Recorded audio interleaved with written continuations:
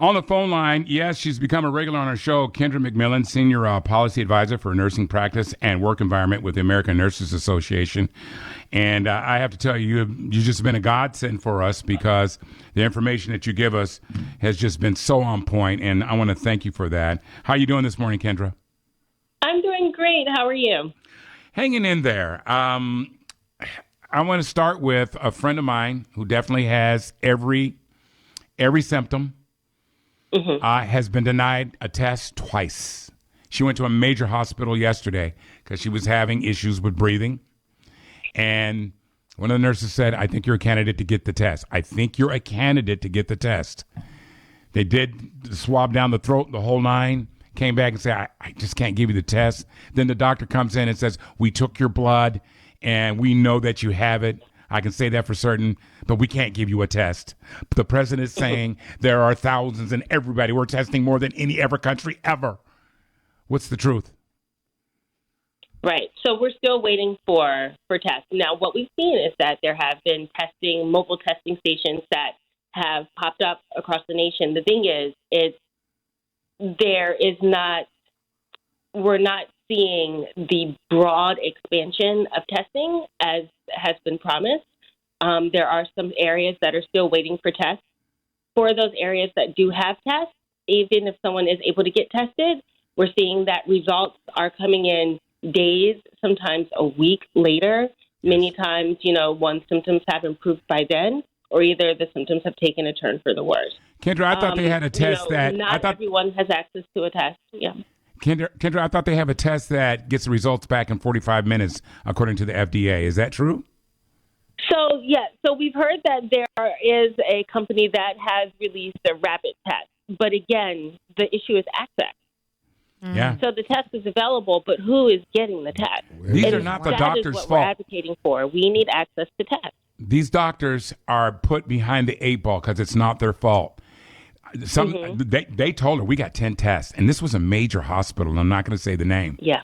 We have 10 tests. Wow. And so they have to pick and choose who's the sickest to get it. Right. And that's what's also... Yeah, and that's what's being seen in other countries, too. The stories that we're hearing from Italy and even, when we first started tracking the outbreak in China, having to pick and choose who will be tested, who will, have their symptoms monitored, but we don't know for sure if it's a confirmed case. But even with medical equipment, we're seeing dire shortages with the protective equipment we need for our nurses, with the respiratory equipment that we need for treating patients. And now medical professionals are left to pick and choose who lives and who doesn't. That's sad. And that's a problem. Yeah. So let me ask you something. How long does the virus live on something? That if you get a box sent to the house or if you pick up something at the grocery store, how long might a virus live on a product? So there was a study that was actually released about 2 weeks ago. And this study, and again, it was in a laboratory setting, they looked at how long the virus will live on stainless steel, on plastic, and on cardboard. And what they found with this test or with this study is that on cardboard, it could live up to 24 hours, on stainless steel and plastic, up to 3 days, on copper for about 4 hours. So, deliveries continue. The best thing to do is, you can leave the box, let it sit and wait. If you touch it, wash your hands. The most common way to get infected. So important.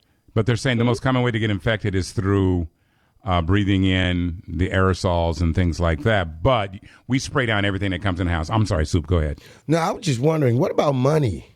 I mean, do we know if it can live or be passed through money? So that's left to be determined in terms of the exchange of currency. That was the main question also when we started tracking this in China. And the research that was shared was that they didn't see how it was transmitted through the exchange of money. As Ruspar just said, the primary routes of transmission would be through the respiratory droplets, so coughs and sneezes. But again, as we know, money passes through many hands. Yeah. And so it's very important to wash your hands. If you are using a debit card, if you're touching the buttons on the pin pad device, use your knuckle. Again, wash your hands. If you don't have access to soap and water, You can use a hand sanitizer until you're able to wash your hands. Whatever you do, when you touch something, do not touch your face until you wash your hands. That is a good way to get it from everything I've read. Yeah. Do not touch your face. Don't touch your mouth. Don't touch your nose. Don't touch your eyes, because those are direct entry points into the body if the virus is on your hands.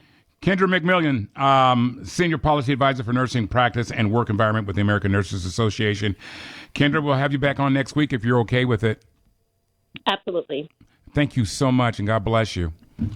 All right, we'll be right back, y'all. Thank you. Mm-hmm.